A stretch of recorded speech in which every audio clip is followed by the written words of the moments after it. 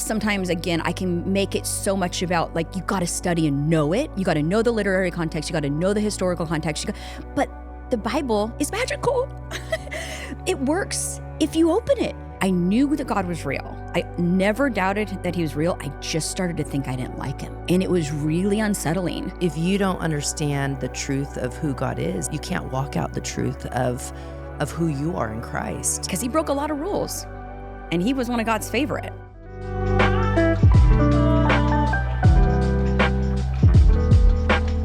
Welcome to the Collective Talk Podcast, Season 3, where we share reflections on prayer, family, and ministry. On today's episode, we'll be talking all about leading with love and theology. And I have a special guest on the show today who is my beautiful friend and pastor, Pastor Jamie Bates. Her and her husband are pastoring in Texas. And I honestly think the best people come from Texas. And so can you help me welcome Pastor Jamie Bates to the show? I'm so glad that you're love you here. so much. Oh my gosh. We're about to have so much fun. We are. We could be annoying. No. With how much fun we're gonna have. Yes. It's gonna be so fun. I'm like, I've been waiting to get you on the show since you started a podcast. I watch your podcast and you're about the funniest person. I tell your husband all the time, have you always been so funny? Or is it just natural? I think you especially think I'm funny. No, I think other people Our relationship is me just making comments and you laughing at me. No. I think everybody laughs at you because everybody I've talked to. Thank you, because that's my favorite compliment. Okay. Is to be funny. Yes. Tracy is the same, your sister. Oh, yeah. Yeah, I would rather be funny than anything. Yes. Well, no, I would first like to be smart. Yes. And then I would like to be funny. Okay. Smart and then funny. Yes. Okay. Yeah. Well, you're both. Thank you for I thinking think that, yes. So funny. Well, I just wanted to ask you, for those that don't know you, Yes. So you're a pastor, you co-pastor with your husband, Dustin, and in Texas. And can you share a little bit about that background or your background, how you became a pastor and all Yes. that? Oh my. I grew up in church. Yeah. Great parents. Great church. Just solid. But never really knew and this will tie into our theology and Bible as well, but I just never really knew that God spoke, or that there's like purposes and plans for our lives, or that the Bible was more than just an instruction manual. And it's not my parents' fault. They're the best. It wasn't the church's fault. I was just a product of whatever the time was in the place I was at. And so I always cared about God because I was raised in it, but I never really had like purpose. I was the most vanilla.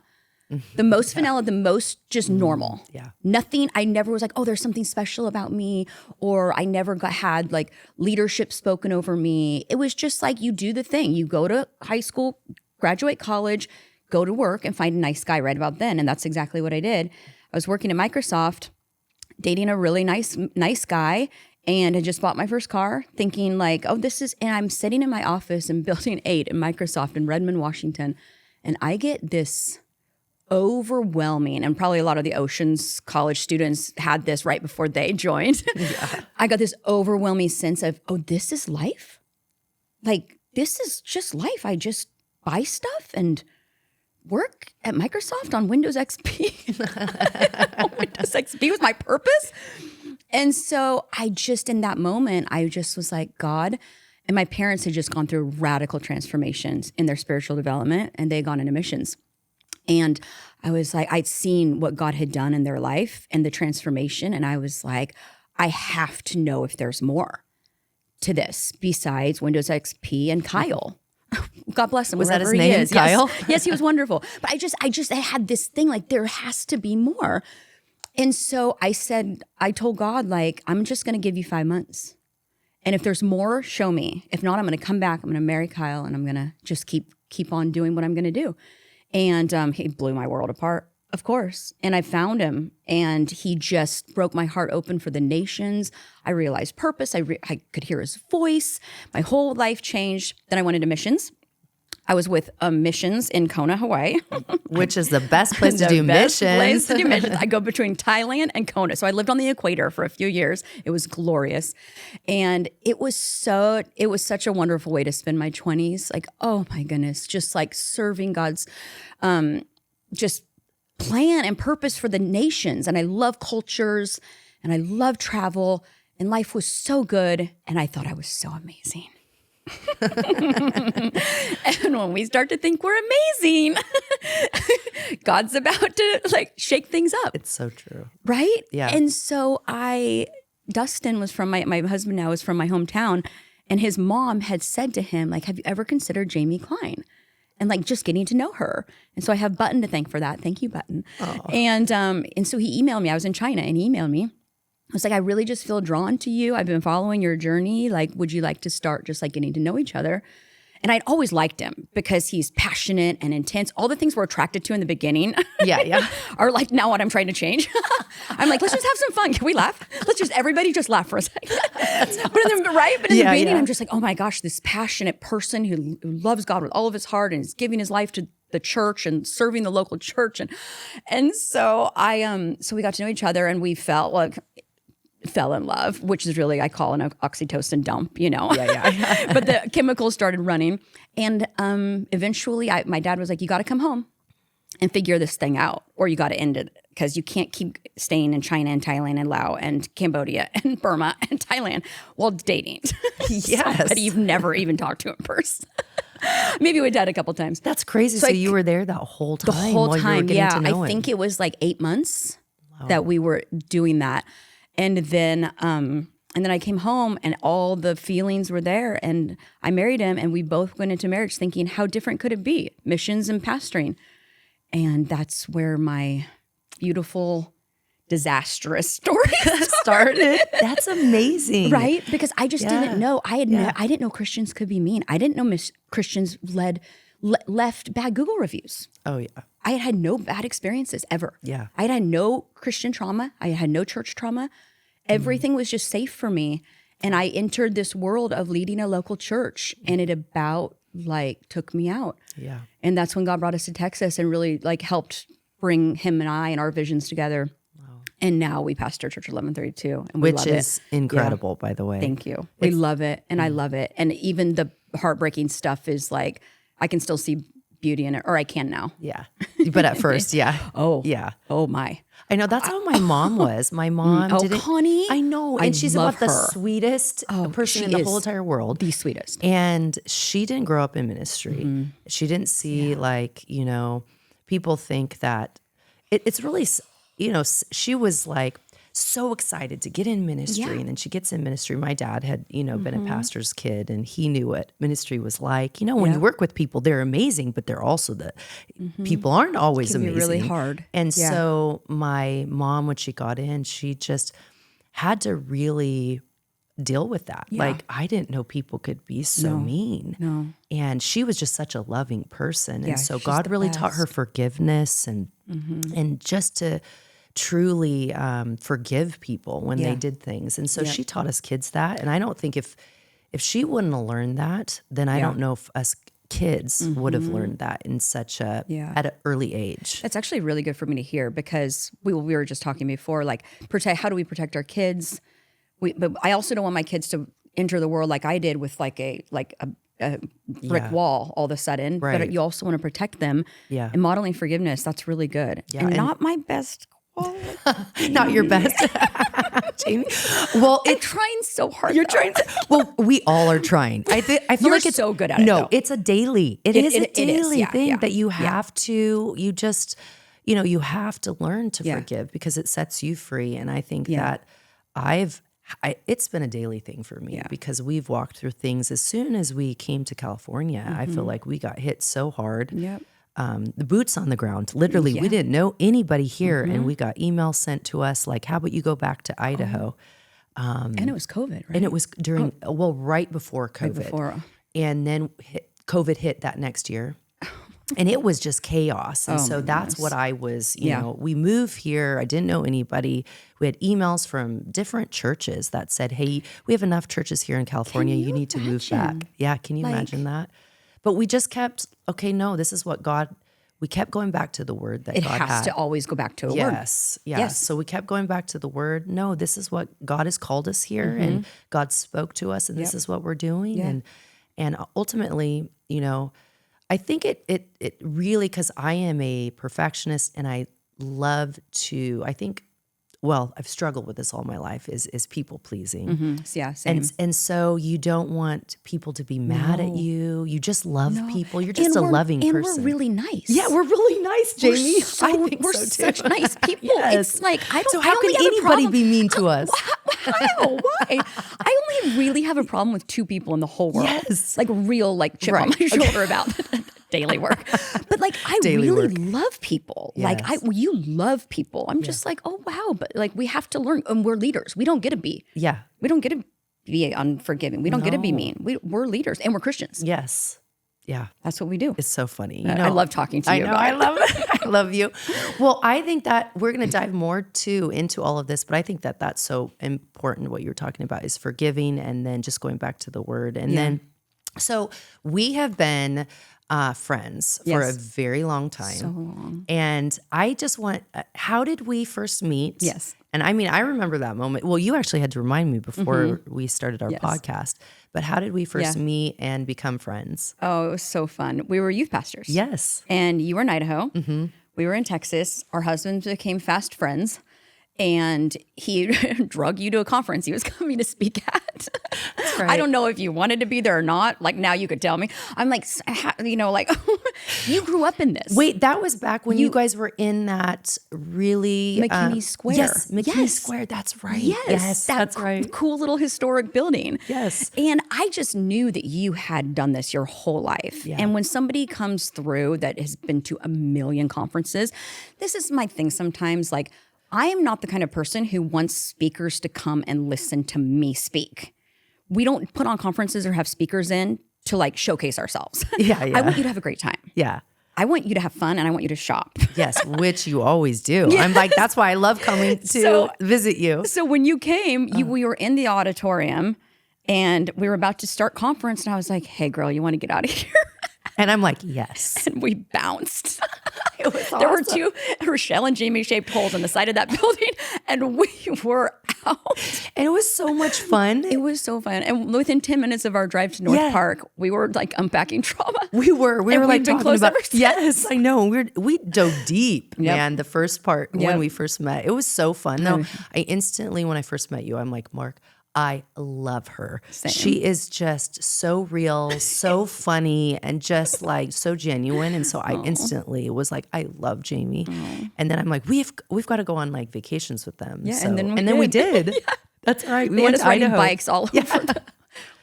And they would stay up late talking. I feel like their girls were like that. They talk for hours. They would just sit in that hot tub, and we're like, do you want to go watch John Wick? We went and watched John Wick without them. Yes, and that's right. And they wouldn't even come because they were talking. They were talking. It's like real gender reversal here in these relationships, and I'm here for our We were tired.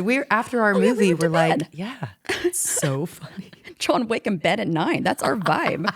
We've got to do that again, actually. There's reasons that we're friends. Yes. We've got to do that again. We've got to pick a new movie, though. I'm like, I don't like that movie anymore. Yeah, do you? no. Or Yeah. I know they have like a season, or not. They have so many. Or new movie. Sorry, new movie. I know. So now, honestly, we've known each other for so long, and I know this about you, that you just love the Bible. Yeah, and, I do. But before we dive into that, you have 2 little boys. Yes. And can you tell me a little bit about your little boys? Jude and Jen. Yes. They are 11 and 9. Mm-hmm. They're precious. My firstborn is my husband. I gave birth to my husband. And it is The same. They're the same. wildly, they are the same person. Wow. It is hysterical. The other day, we were on our way to church, and we're leaving the house, and I told Jude, who's the firstborn, I said, I'm texting Daddy that we're on our way. And he goes, but we're not on our way. Oh, no. Because we were still walking in the house. And Dustin has said this to me so many times. And he didn't, like, he's just him. It is so hilarious. Secondborn is me. Yeah. Like, missing socks, nothing is in order. Life is just fun. Yeah. And supposed to be fun. They're little soccer players. They love Uncle Mark. And they're Auntie so Rachelle. good. Yep, they're really good at soccer. They're precious. And I love them. And I prayed to be a boy mom. I always, because I want to be queen. Yeah. Oh, yes. I was pregnant with Jude, right? And then you were pregnant with Clo. Yes. And then I had Jen, I think. So Yeah, we didn't see each other for a couple years. No, I know. Because of your bed rest. Yes, it was and then my crazy. pregnancy. Yes, we But just had, we love our kiddos. They're so I wish cute. they were closer in age. So I know. But also, Jude, isn't Jude and Chloe, because Jude's how old? Did 11? you say? 11, because Chloe's Chloe? 9. I mean, she's nice. going to turn 10. No, Chloe and Jen then. Oh, yeah. So we were pregnant at the same that's time. Right. Yeah. That's right. Yeah. Yeah, I 9. love those girls. I know. Oh my Kinsey, gosh. wherever you are, I love you so much. She loves you. I feel like you're her favorite person. She may she's like you more than me. I don't know. She is my it's favorite like top. person. She loves and I you. want her approval. Oh, yeah. So bad. She says you're the coolest dresser too. Oh my goodness. That means a lot coming from Kinsey. We have such good talks. I just love you guys. Oh, you're such special people. That's awesome. The whole family, for real. Oh, we love you so much. Well, I honestly, we adore you guys. And how did you guys, or when did you feel like you were called? I know you shared a little bit about ministry, and then we're going to dive into the Bible and topics of the Bible. But when did you feel like you were called into ministry? And then how did that shape you? Yeah. I think my first call was I was in a discipleship program similar to Oceans College, and we were doing like a hearing God's voice time. And I was like, how do you hear God? Like, God speaks and this feels a bit fraudulent. And is it me? Is it him? Is the enemy on my shoulder? like what, who's saying this? And so and that kind of starts our whole topic into the Bible too. And I couldn't hear in my head. And I could, but I was exercising a muscle that had never been used. And so I second guessed a lot. And I'm very cerebral, as you know. And so I'm not a high emotion person. And because of that, I feel like you kind of swing one way or the other. And I swing high cerebral, high theology, high like words on a paper, where my husband is a feeler, crier, and emotional person, more emotional than me. And we always married the other one. Yeah, it's the truth. Yeah. It's beautiful. But I was like, I can't hear, so I'm just going to open my Bible.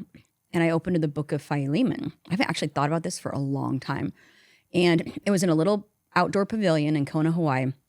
And I still remember like the map of the nations on the wall. And I was just like, I can't hear. So I'm just going to read. And the first verse of Philemon is, I thank God for you. I could be butchering it because I haven't thought about it in a long time, but it was something like, I think Paul is thanking, I think Onesimus, and he's saying, I thank God for you that you have refreshed the hearts of the saints. Oh. And I was like, it was a rhema word. And I'm like, I'm supposed to refresh the hearts of the saints. I tucked that away and went into missions. Well, missions is evangelism. Yeah. It's not the saints.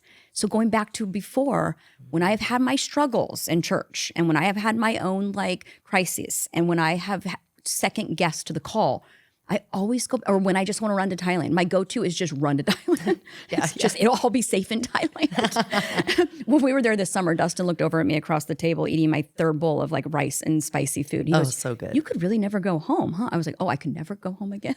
He was like, you are wild. That's awesome. But my go-to was always to run. But then I had the word, the original word at 22 years old in the month of May, that I was supposed to refresh the hearts of the saint. That's beautiful. So when I just want to run, I go back to that. Something about a word. Oh, that's beautiful. Yeah. I love that. I like remembering it. Yeah. It's a good reminder for me. That is beautiful. I love that. Special God gave that to me before I was even in Dustin's life. Oh, that's so beautiful. Well, I love hearing that. I've never heard you tell your story and how God called you into ministry. So that is beautiful. I love the saints. Yeah. Yes, that's beautiful. Well, you are an incredible mom. You guys lead your church, and you guys are doing so many things. You just basically went into a new building. Yeah. And then your parenting, ministry, all the stuff. Yeah. How do you find time for, I don't really like this terminology, but work-life balance. Totally. But how do you balance all your time with your kids, with ministry, with your marriage? How would you say, what are things that you do? It's so hard, right? It is. It's really hard. And you planted. We didn't plant. Yeah. Our founding pastor gave us our church. So we already had it is very hard. And you were raised so well by Pastor Ken and Pastor Connie. Yeah. Like you all love the Lord. And that's obviously our goal for our families now. but our kids are also in ministry with us. And that's just how it is. Like, we're a family until they choose what they want to do. We're in ministry together. And so I also, though, like, I don't want to burn them out. So I'm constantly going back and forth, back and forth. Dustin was raised wonderfully and beautifully loyal and obsessed with the local church, the importance of it, which we believe. But I probably tend to be a little bit more like, I want them to always love it. Yeah. And so I'm constantly checking in with Dustin on, well, this is the kids part of it. And he has really let go of a lot of his tendencies, which is, we come sick, we come no matter what, we don't ever miss. Luckily, we have, I think, 5 or 6 services now between all of our campuses. So there's always the campus. Yeah. So we always put church first, but now the boys can play in their soccer tournaments on Sundays. And he's really changed a lot about his probably inner dialogue originally about this, which I'm really proud of him for and grateful. And so the other weekend, the boys had a tournament, and Genesis, my second, was upset and crying because he wanted to go to church. And I was like, we did it. Oh. We've done it. Like, he didn't want to miss church. He loves church. And so I just was so proud of us for that moment. For him and I, it's hard. Yeah. We don't do date nights once a week. We're sometimes we'll barely see each other for 2 weeks, and then we go away for a week. Yeah. So vacations are where we see each other. You guys are really good at that. Yeah, that's though. something his dad really raised his family, and like, we vacation no matter what. And so we'll go to Cabo for 2 nights, him and I. So we don't really balance it well with, like, every Monday night we sit and talk, but we balance it very well with, we're constantly checking in.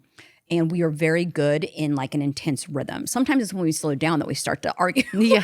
Because it's like, wait, I forgot. Like, we're so good in crisis. Yeah. That's what you are as pastors. You're in constant crisis a lot of the times. So I think we do constant check-ins, and then we vacation. Well, you guys are so friends. good. I know. I mean, I feel like you guys are really good at that. He originated that for us. Yeah. And then your kids, what I loved is that even, I don't know if it was Jude or Genesis, but it was for a conference, and he called one of them on stage, or maybe it was both of them, and they were just standing next to him.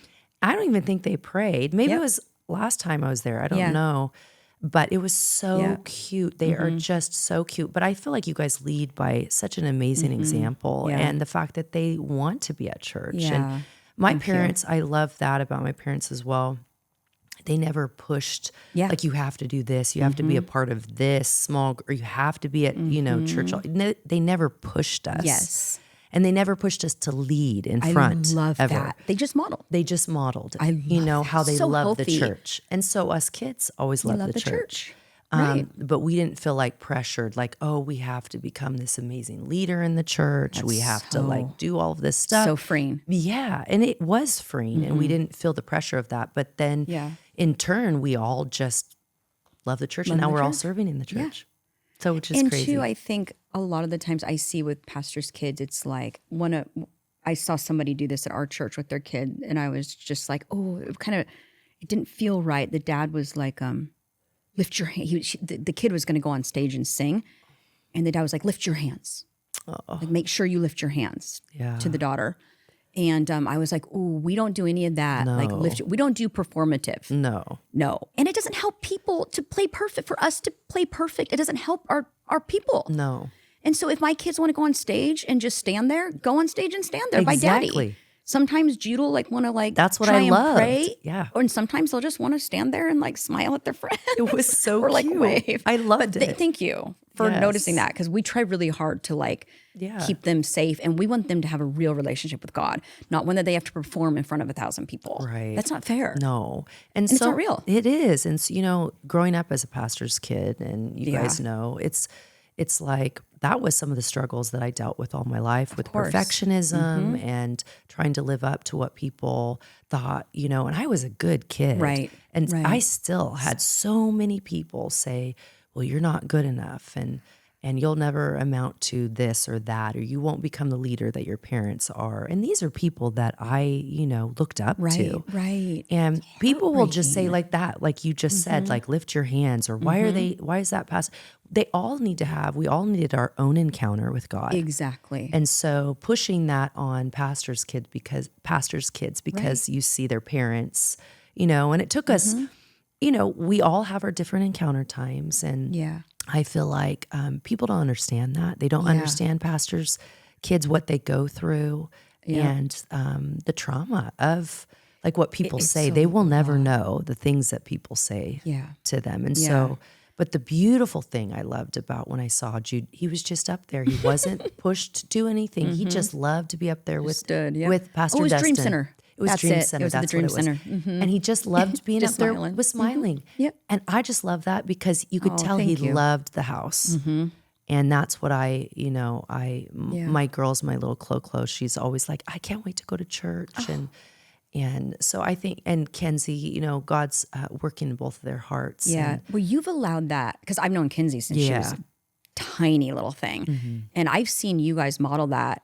And I watched how you did it with Kenzie because she had ups and downs. She had to move. She moved to California and left grandpa, or what does she call Papa? Papa, yeah. And Grammy. Grammy, and I saw her and you allowed her own story. And last time I saw her a few months ago, she was telling me all the things that God had done in her life. It makes me emotional talking about Kenzie because it's but you allowed her to have her own story and her own walk with the Lord. Yeah. And it's so special. And a lot of pastors' kids don't get it. No, they don't. You're going to make me cry. But they deserve it. Yeah. And she's so sweet. Yeah. Oh, she's amazing. What was so beautiful is the people that treat my girls like, there was one person that came up to Kenzie the other day and said, thank you so much for your sacrifice. Oh. And she says, oh my gosh, she goes, Mom, it was the kindest thing I could have ever, because usually I think, my parents made the sacrifice. And then, and I'm like, but that's why it was so hard for me, is because I had to sacrifice my grandparents. I had to sacrifice all my cousins, all my friends. Yep. And she was 10 when we moved. Yeah. And so, but that meant the world to her when somebody said so that. Special. So I know. So I love her. That meant the world to me. But on a different note, yes, I know you. We love talking about our kids. Oh my gosh, I know. I could talk about Kenzie and the girls all day long. And but I know you love theology, and love it. When did that first spark a passion in you? Yeah. Do you think? I think it was two things combined. I think the first part was that I always felt a little, when I got into pastoral ministry, I didn't feel like this in missions, but when I started to join, started youth pastoring with Dustin and then lead pastoring, I always felt like you attract the people that you are. And so our church is a lot of our church is a lot like Dustin. Because they relate with him. They understand what he's saying. They understand what he's thinking. They understand his passion. They understand. And so I think for a few years, I felt very different and isolated, a bit lonely, because I'm at a conference and I'm looking around and I'm just like, everyone's crying. Everyone's crying. I'm not crying. I cannot squeeze out a tear. And I'm like, just cry. Make yourself cry. Think about your mom dying. Just cry. And now think about your mom. It's so I just felt so different. And then I'm like, all the godly people are having these massive encounters. And I'm just standing there why don't I feel more? And it really kind of tripped me up. And then I feel the perfectionism, a bit of a performative thing can come on me sometimes where it's like, I'm not good and I'm not as good as them because they're more emotional about it. And so my brain felt just very not needed in the space. And I just felt like I am so different. I think Tracy, and I have talked about this a lot too. I just felt so different. There's no room in this space for how I think or how I process. And then that kind of situation coupled with a faith crisis. And it was probably 14 years ago, there was something just really, really traumatic that happened to somebody I loved. And it shook me. The verse, everything that will be shaken or that can be shaken will be shaken. It shook me in that way. And I just had so many questions because my experience in life was not matching up to what I had been told that God was. But I've been told it. And so I'm just real and I can't fake it, but I'm not okay. And I think my faith crisis, and I'm a pastor, which just feels so naughty. Yeah, right? yeah. We sometimes preach faith while we're doubting. Right. Like, we're praying for healing while somebody we love isn't getting healed. Like this is this is our job. Yeah. And so I felt fraudulent. I've had imposter syndrome, and I'm just like, I'm struggling with this situation that did not turn out like I wanted it to turn out. And I believed. And Dustin has the gift of faith, like that. I have the gift of exhortation. Like I will encourage you all day long. Like faith, I got to stir up. I got to stir myself up for faith, and I did. And so when I stirred my faith up, and then it didn't turn out right, I just like kind of like my heart kind of collapsed. And I knew that God was real. I never doubted that He was real. I just started to think I didn't like Him, and it was really unsettling. And I had been like hardcore Christian 10 years by this point. And I just am thinking like, oh my goodness, like my experience on this earth is not lining up with what everybody has said about Him. And I told my husband, and he was like, I think you just really need to go to the Word. And I had just read the Bible casually my whole life. Like, oh, really? Wow. Oh yeah, never studied a thing.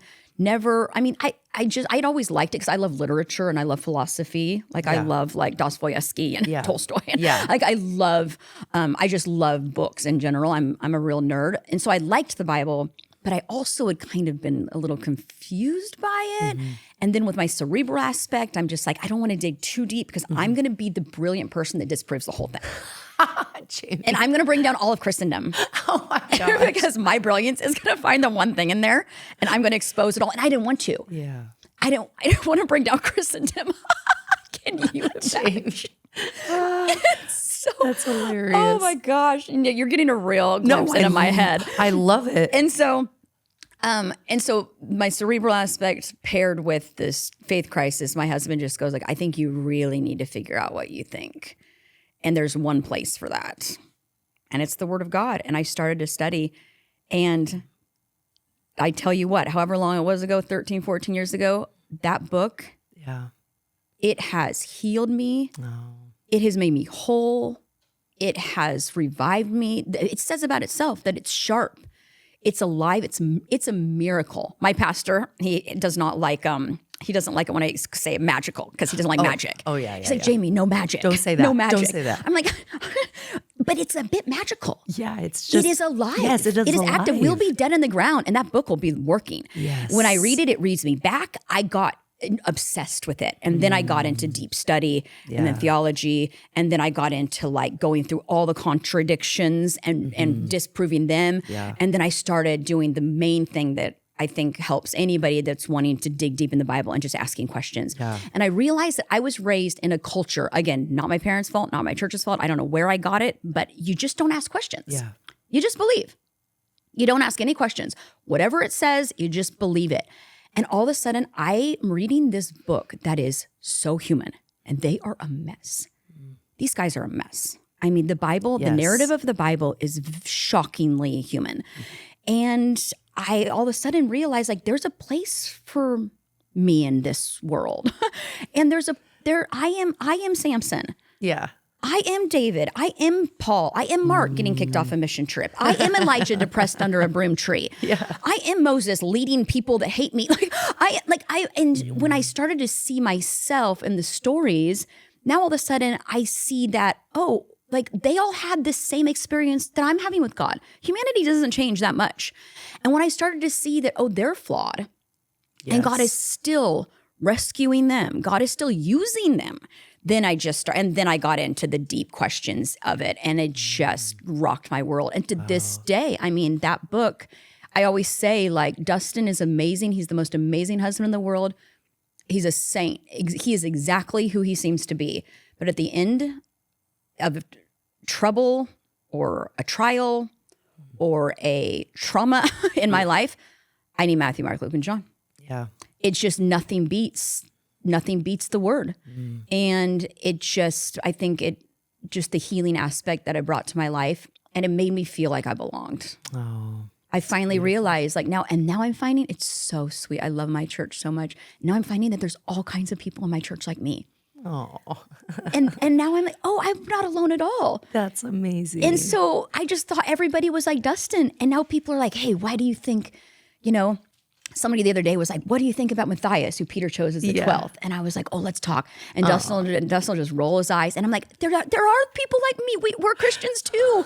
Just because we don't cry as much as you. Like, there is a place for us. And God is so big and he's so inclusive. And it just brought me in. It brought me in. Jeez. It brought me into the fold. Yeah. Well, that's beautiful. I mean, I've always, believed that right theology leads to right living. Absolutely. And so I love that. If you don't understand the truth of who God is, and you won't know that you can't walk out the truth of who you are in Christ. And so I think sound theology is so important. And the fact that you found yourself through the people of the Bible, and the fact that we have to have sound theology, because I always feel like that if we don't, then we'll create a version, or we'll follow a version of God that is made in our own image. 100%. And not, it's not from the truth of the Bible. Right. And so the fact that you found,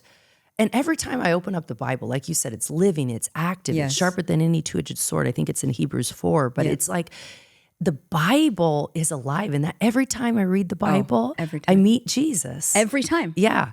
And it's beautiful. So what would you say, to that with, like, I know there's so many times people misinterpret scripture. And what would you say to that? Like, what are some misinterpretations that you found in the Bible? I think the most unsettling way that I hear the Bible being misinterpreted is when it's weaponized. And as women, we hear it weaponized against us a lot. Not in our churches. Our churches are wonderful, but just, KKK uses the Bible. Yeah. Like snake churches, the snake handlers, they use the Bible. I mean, you can find anything you want in that Bible. I mean, it says in Hosea, like, I think, go marry a prostitute. Yeah. Like, you can take this, and I love it. I heard somebody say this one time. The Bible doesn't mean what it says. It means what it means. And when we read things like, we're not supposed, like, if we take the Bible for everything it means, we're not supposed to eat shellfish. And I love a crab. Yeah, me too. I love crab and drawn butter. Yes. Like, come on, it's my favorite. It's my favorite too. No, wait, we need to go. We are going today, it's Jamie. Favorite. It is my favorite. No way. Oh, how did we never? I don't even know. We contain multitudes. That's awesome, Jamie. What? But so if we take the Bible literally, every single thing it says, we can't have our crab and drawn butter. Right. We have to build parapets around our roofs. We have to kiss everybody with the holy kiss, on Sunday services. We can't braid our hair.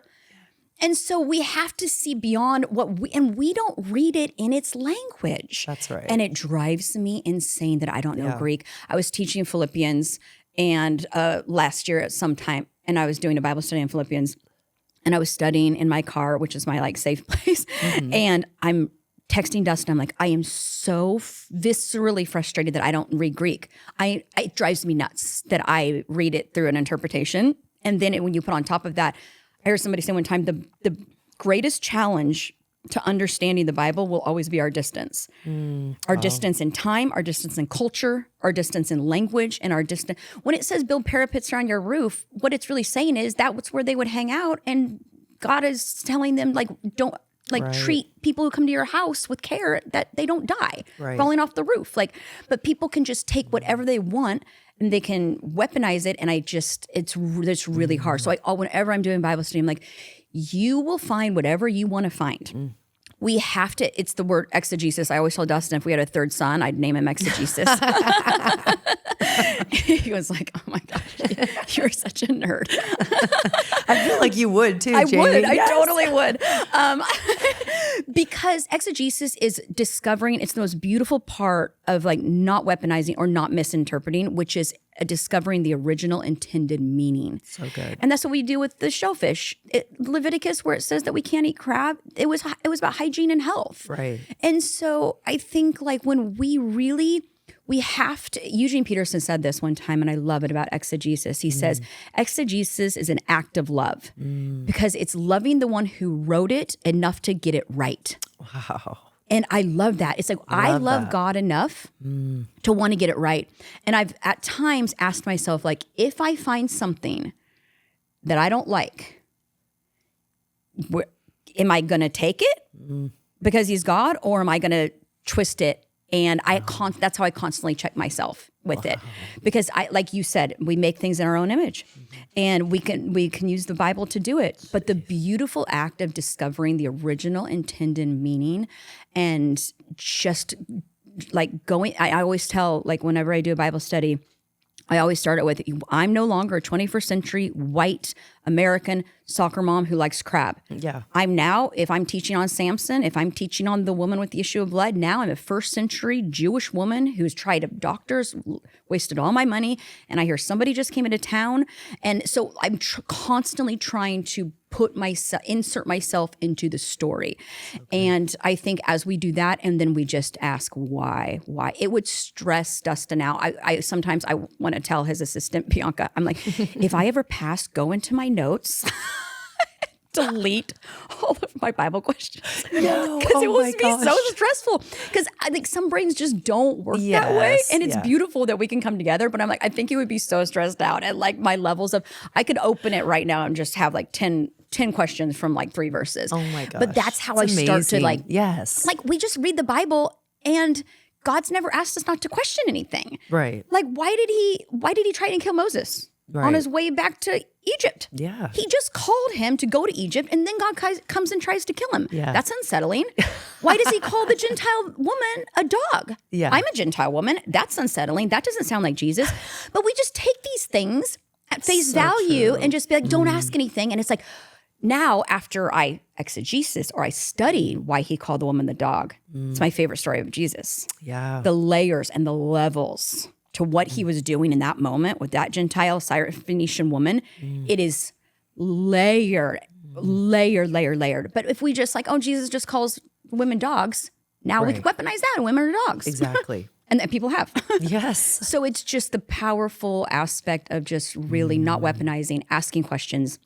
And I think a lot of the times too, even like the term helpmate. Right. You know, like men drinking beers, demanding their wives submit because they're a helpmate, and, you know, can't even show up for work, like using the Bible as a weapon. Like that word helpmate in the original is so beautiful. I don't remember if it's Ezar or Izar, but it's like a rescuer. Yeah. Wow. It's to correspond to mirror. God calls himself a helpmate all the time. Right.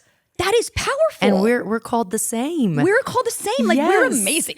We are amazing. We're so amazing. Women are amazing. Yes. And so then Paul gets a bad rap, or God gets a bad rap, that they don't like women. And it's like, no, but a little exegesis and some literary context will solve that. And now you'll feel like Superwoman. That is so amazing. So yeah, some things like that. Those are a few I can think of. But I mean, I could sometimes. Dustin told me a while ago. He was like, "Hey, Jamie, like stop harping on some things because like they're some of people's favorite verses." Oh. So I would go after verses that like weren't, I don't think, being correctly interpreted in context. And he was like, "Jamie, can we please leave Jeremiah 29:11 alone?" It'd probably be like my brother, who when we watched movies growing up, it was Pollyanna. Yeah. And he literally destroyed that movie for us. He's like, no, we don't want a utopian, like, you know, society. And then I'm like, yes, we do, Chris. We want to be happy. We want to be full of peace. I love Pollyanna. And now I literally, when I watch that movie, I'm like, now he's ruined it. That's what I was doing. Okay. And that's why Dustin was like, just let them have Jeremiah 29:11. Yeah, just let them have Philippians 4:13. Like, just let them have it. I'm like, okay. We just need to view it like that utopian. No. Anyway, that is hilarious. That reminded me of Chris. That something that he did with the movies, but that's interesting. And too, Dustin always says, like, it's not true in general about God.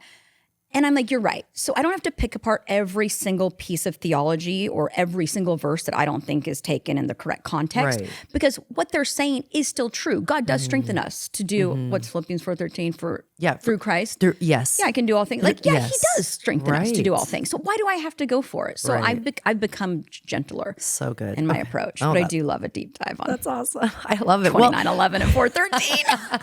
Well, you'll have to tell me later about all of that. Or you have to text text me some of that. I love that. So how do you balance reading the Bible devotionally versus studying the Bible? Yeah. How do you do that? I love this question because I think I can get into this mode where I can get hyper critical, which I think as the older I get, the less critical I get over things and the interpretations. The older I get, the less I know, I feel like. When I was 22, like I could have run like again all of Christendom. Like now it's just like, oh, and I like people who think different than me or see the world different. I listen to Reformed, I listen to Pentecostal, I listen to, but with studying and devotional, I think sometimes, again, I can make it so much about like, you got to study and know it. You got to know the literary context. You got to know the historical context. But the Bible, sorry, Pastor Steve, is magical. Yeah.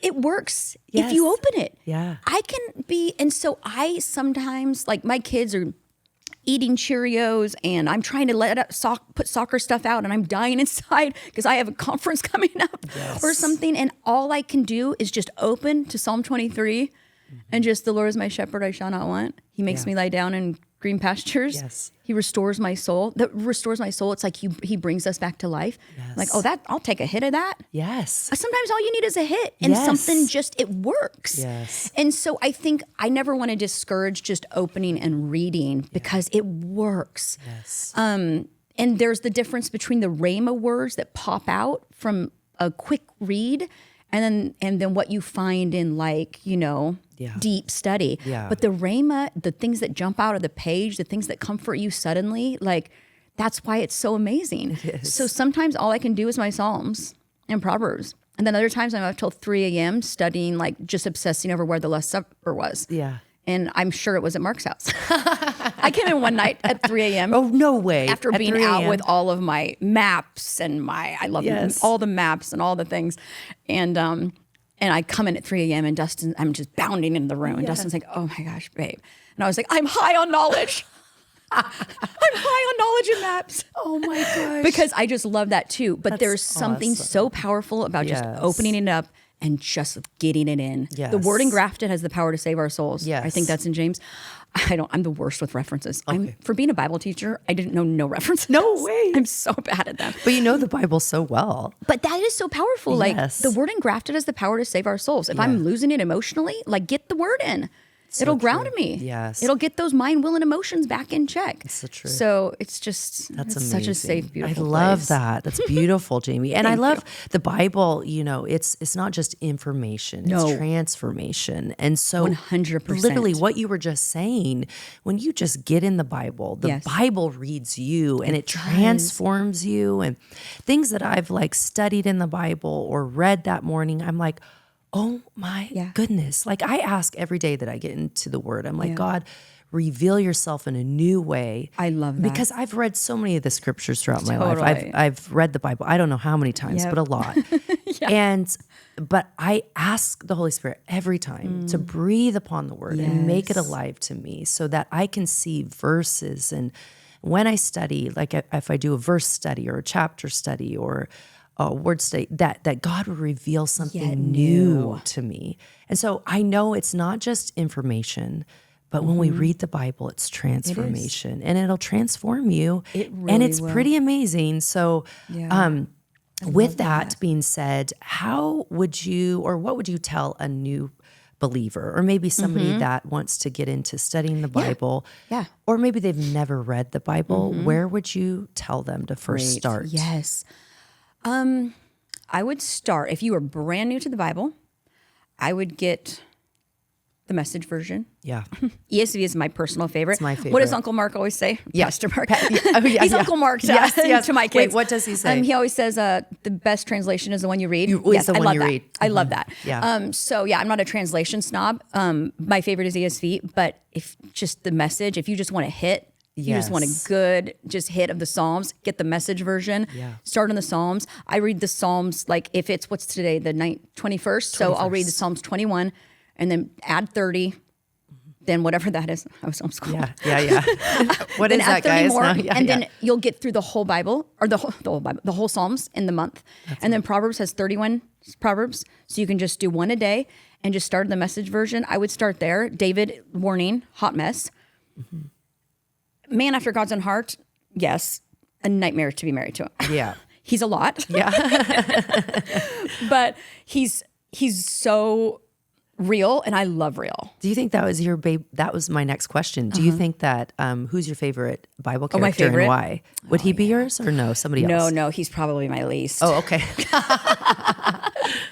No, not the least. Yeah. He's just baffling, David. Yeah. He's so baffling. Like Saul, we could do this for hours. Yeah. Saul made one mistake. Right. Saul made one mistake. He didn't kill the cows. Was that it? Right. Or was that it? The sheep? The sheep. The sheep. And he got the kingdom stripped from him. Right. David was a up and down roller coaster of emotions, very unsteady, very unstable, sleepy. When he died, they threw 2 virgins in his bed, and they said, well, no, he's dead if he doesn't wake up. Like, this is the man after God's own heart. Yeah. We have Bathsheba. He kills one of his mighty men. This guy's a mess. Yeah. So again, here's my brain. I'm like, Saul just didn't kill some sheep. Yeah. And David, so then I go into, so what was it about David? Because he broke a lot of rules, and he was one of God's favorite. So it's just, this is the fun of the Bible. It's like, ask why. He's a mess, but yet he's one of God's favorite. He broke so many rules. My favorite, I have an Old Testament favorite and a New Testament favorite. My Old Testament favorite is Moses. Yes, he's one of my favorites too. I adore him. Yeah. I find almost no fault in him. Yeah. What he sacrificed for those Israelites, what he went through. Like, we think it's hard for us in Google reviews or like mean people. Yeah. Moses had it so bad. And he just stayed advocating for the people that hated him half the time. He advocated for them to God. He knew God. It says there was no one ever like Moses to walk the earth again. God buried him. No, we don't even know. Like, his last moments were just with God. He stroked the rock twice. I know that's why he didn't get to go in the promised land, which always upset me until I realized he didn't actually get to go in the New Testament. But I just love him as a leader. Yeah. I think he's just an incredibly selfless person. We could learn a lot from his leading. Yeah. A lot. Like, that's where my husband gets his climb higher thought. Like, he always climbed higher. There's a verse I love about him where it says the Israelites were scared because Mount Sinai was like earthquakes and lightning and thunder, and all God was putting on his smoke show. And it says the Israelites drew back in fear, but Moses drew near the dark place where God was. And I was just like, what kind of person was that? And then New Testament, of course, is Paul. Oh, yeah. I love Paul. I think Paul gets a bad rap. I think Paul loved women. I think he championed women. I think we're here because of Paul. Yeah. The disciples, they were told, Jesus is going into the air, and they were told, go to Jerusalem, Judea, Samaria, and to the ends of the earth, which would have been at that point Spain. And we see them years later still in Jerusalem. They never went. They were keeping it all Jewish only. And Paul brought us in. Paul was the apostle to the Gentiles. We're here because of him. He fought for us when Peter didn't. And I love Peter. I love the disciples. I have no issue with the disciples. Let it be known. But Paul fought for us. Peter, he stopped eating with Gentiles. And Paul came in and just was like, how dare you? Some of his last words were, and the gospel is for the Gentiles. Yeah. He had anxiety. Yeah. He was mistreated. He had suicidal ideations in Philippians. People call Philippians the book of joy. He's like on the verge of like wanting out of life. He gave his whole life so that we were brought in. Wow. And I just love him for that. And he reminds me a lot of my husband, his personality. And we also know the most about him. Yeah. He's just, I just thank him. Like he just favorite. To the very end. Is he yours? Mm-hmm. Yeah. Yeah, I love Paul. I think he's Tracy's too. Is it? Yeah. I don't know. Maybe it's in our family. We just love Paul. Yeah, there's something about him that just, I to this day think he was always supposed to be the 12th. Oh, yes. Yeah, because Peter chose Matthias. People are going to be tuning out. Yeah. This just got so nerdy. But Peter chose Matthias before the Holy Spirit. That's right. He did. It said he thought that they should choose a 12th. Oh. And they drew straws. And we never hear about Matthias again. Wow. I think it was always supposed to be Paul. And his regret. Yes. over Stephen. I mean, you just see when you read his letters, his visceral. Yeah. I mean, his therefore there now is no condemnation. Like he knows what it's like to. I mean, he has so many regrets. Yeah. And here he is penning like the most beautiful words. I just love him. Yeah. Well, it's I love he's that one of my question. favorite, and like I love him Yeah. too. What do you have an Old Testament fave? I don't know. Old Testament. I mean, everybody will always say this, but I love Esther. Yes. Because I'm a big. Esther's amazing. She's amazing because she's a big proponent in women, Yes. and I love the fact that she went to God for the people. Yes. And it's like Another Moses. advocate. Yes. And so I feel like I love her for that. And I of love course, I that. love Moses as well, too. And I really believe that they were great leaders. Yes. And I always love leaders that go to God for the people and an advocate, like you Love said. that. So I love her, of course. And then, but I love the Bible, like all these characters in the Bible. I really truly believe, like, if you're new to the Bible, like we love it because Right. but if you're new to the Bible, you don't have to know the Bible all at once. No. Don't feel stressed like you have to know it. I think not at sometimes all. people open the Bible and are like, where do I start? And Yeah. Where would you start in the New Testament? probably John. Yeah, that's what I was going to say too. Maybe For the John new. for the new. Just talks about Jesus and his grace, Yes. and maybe I would probably start there. Yeah. Would you? I would have Or- said okay. John too for the new. I think. Yeah. And then Proverbs and Psalms are always so beautiful. I mean, Proverbs is full of wisdom, and Psalms is like so poetic, Yeah. and you'll just get inspired and encouraged all day long with Psalms. But that's probably where for studying, what would you say for like deeper study? What do you do or use? I always like to hear, or books. Well, okay, so I basically I'm probably not as well versed, but I just like to. So I have my little concordance on my Yes. phone, and then I actually, since I'm such a nerd this way, and I showed some of my small group girls how to study the Bibles, but I actually like to do it from my real concordance. Same. Okay. Yep. So, and I Yes, have like the big one. Yes. and I have There's something about paper. I don't know. Yeah, I'm just a nerd that way, and so I'll get my big concordance, and it's a big one too. And then I already have like little notes and little Yes. like sticky notes and stuff in it. And so I like to most every week I'll do maybe 2 to 3 times. Either I'll do a word study. I love word studies. I do too. Like in Psalms 23, I did a word study actually a chapter study. I think I did on Lord is my shepherd, I shall not want. He makes me Yes. lie down in green pastures. And then when it says he anoints my head with oil, that that word anoints, and it actually talks about like, what do people use when they it's manure, but it's oh my gosh, what I know, they use. I know what you're talking about. Farmers use fertilizer. Yes, fertilizer. He fertilizes, and that anoint there actually it means to fertilize your head with oil. Oh. So I studied into that, and I'm like, oh my gosh, that's amazing. So just little things like that. So this is the power, again, everyone, of the Bible. I taught Psalm 23 at our last conference, church conference, and I never found that. This is the power of the Bible. Yes. There's always something more and deeper. Yes. So I love to do that. that. So you do, like, I do word studies, chapter studies. I mean, I will study a lot of commentaries like online, or we have books at home, or can I have a like plethora of books. Yes. So we'll do commentaries. There's so many people I love, but I think that's something that I do. But what are who are some of your favorite commentaries and theologians? I'm doing less and less commentaries these days. Yeah. I'm doing a little bit more historical or literary context. Okay. I love commentaries. Yeah. I love them. I especially love them. I love dry. Okay. Yeah. I will watch the driest. I don't need a lot of pizzazz for me to consume content. Like if somebody is like the most boring speaker and with just like deep content, I'm like on the edge of my seat, right? Yeah.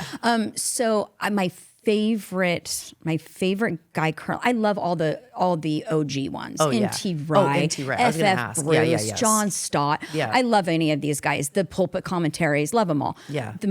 What I really, really am loving right now is Tim Mackey.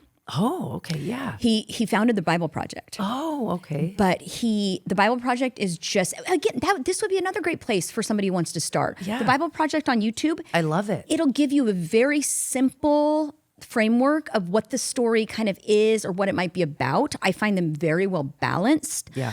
I find them not on an extreme side. They just really, he'll read straight from the Greek or Hebrew and put his own words to it. I just think he's brilliant. Yeah. I think he's like a double doctorate or something. But if you really want some brain candy, the podcast is where it's at. Really? The Bible Project podcast. Oh, And he'll do I'm like not subscribed to answers that. in Exodus. And he'll go through like these, and he'll just go through the stories. And he just did why God tried to kill Moses on the mountain, and my jaw was on the floor. Oh my gosh. And so I just find him very fresh and likable and not just well balanced. Love him. And then if you want a book to start to learn how to do these things, I would recommend How to Read the Bible for All It's Worth. Yes, that's Is a that good Gordon one. Fee? Yeah. I think it's Gordon Fee, yeah.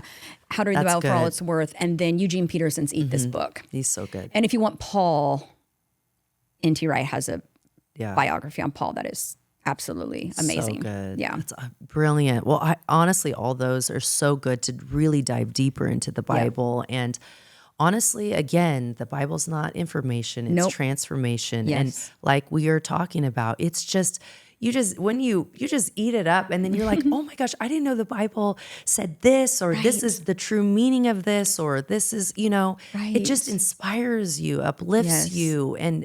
And you find yourself, like the characters in the Bible, we're all flawed. So flawed. But God still chooses to use us. He does. And if I maybe going back to David, Yeah. maybe the reason why he said David was a man after God's own heart, maybe it was because he repented for the things that he did wrong. And I think that Saul didn't. No, he said, honor me to the people. Right. He wanted the honor and Yes. David didn't. Yep. And so I think that might be something I love to that. think about. But I think what as we end today, what would be one thing that people should know about you that, or maybe that would surprise people? Oh, what would surprise people about me? I'm an introvert. No way. No way. I can't believe I present extroverted. Yeah. But I'm very much an introvert. So wouldn't that be like I think that always really surprises people. yes. How is that possible? Like put me in a dark room Do you know by what? myself and I'm happy. Yeah. Oh my gosh. Okay. So my sister tries to say that she's an introvert. And if you're watching this, Trace, you are. we love you. I don't know about that. She's like, the older that I get, the more introverted I get, and I'm like, yeah, I can kinda see understand that. that. But Yeah. what is the mid where you're, I feel like I'm a mid, what is it called? Mid-trovert what is it? or whatever it is. Mid-trovert or I don't know. Mid-trovert. I don't know. Yeah.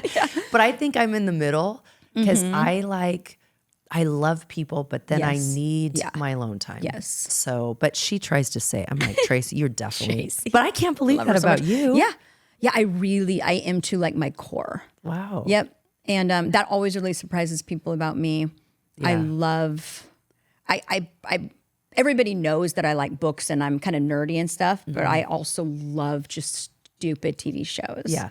Yeah. Just like silly stuff. I love to laugh. I watch sitcoms every night while I go to sleep because I can't read the Bible or listen to the Bible. Dustin will listen to audiobook, but my brain will start going. Oh, because you just want more Because of I'm it. just asking all these questions and I'm like, why or where or what and who and who's the naked guy in the garden and who's and so I always watch like a silly show, which that surprises people. Sometimes I like just silly goofy stuff. I heard a pastor say one time that he likes to watch sitcoms while he falls asleep because he likes the devil to watch him fall asleep laughing. Oh, that is so cute. Is that great? I'm like, I've that. adopted that. I'm like, I like the devil to watch me fall asleep That is laughing. so cute. Mark- laughing at life. Mark loves to do comedy shows. He loves I love comedy shows. And so I'll be, watching comedy with him. And that's kind of how he gets his jokes, some of his Yes, like dad yes. jokes or whatever.